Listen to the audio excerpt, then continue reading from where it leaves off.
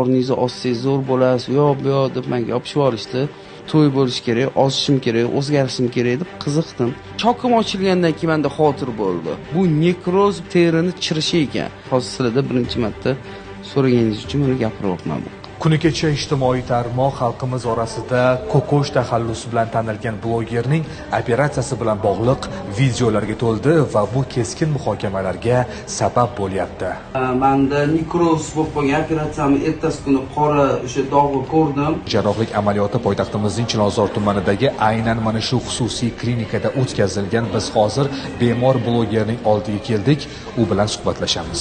Noyabr oyida reklama bo'yicha shu men partnyorim Abbosxo'ja bor. Shunaqa qilib kelib qoldim-mi? Kelganimdan keyin shu yerdagi shu meni ish boshqaruvchisi sizni ozdirish kerak, abdoma qildirish kerak. Shu yopishib yuborishdi o'shanda. Menda qorin jir olingan, liposatsiya, abdominoplastika qilingan. Menda shu ko'pchilik menda oshqozon deb o'ylayapti. Menda oshqozon emas, yog' olingan, teri kesib olib tashalgan. Mana o'zi sizni xalqimiz ko'rinishingiz bilan qabul qilgan.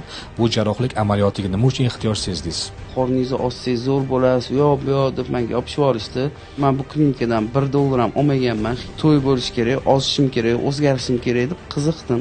Ma'lum bo'lishicha, joriy yilning mart oyida bloger ortiqcha vazndan xalos bo'lish maqsadida jarrohlik amaliyotini boshidan o'tkazadi.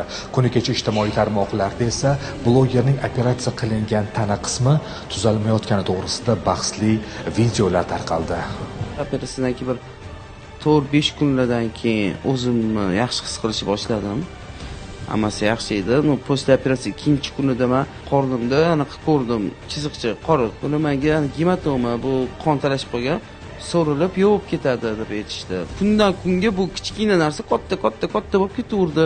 Chokim ochilgandan keyin menda xotir bo'ldi. Bu nekroz terini chirishi ekan. Istoriyami berilaring dedim, istoriya ham berishgani yo'q. Bular menga har xil o'zing turib ketding, bu deyishdi. Men turib ketganim yo'q. Men bir oydan beri shu больницadaman. To'g'rimatdagina men barakamera degan narsaga bordim. Nekroz bu operatsiya paytida infeksiya tushirilsa bo'lar ekan. 25 kundan keyin ham janjalsiz yoturganda butun badangacha kattalashib ketadigan narsa ekan u nekroz. Operatsiyadan oldin nomer 1 vrachlarni topganman, shular qilib keladi. Shunaqa deb aytildi, shunga operatsiya bo'ldi. Biz holat bo'yicha klinika xodimlari bilan suhbatlashmoqchi bo'ldik, lekin klinika rahbariyati hamda shifokorlar tegishli joylarga chaqirtirilganligi sababli intervyu olishning imkoni bo'lmadi.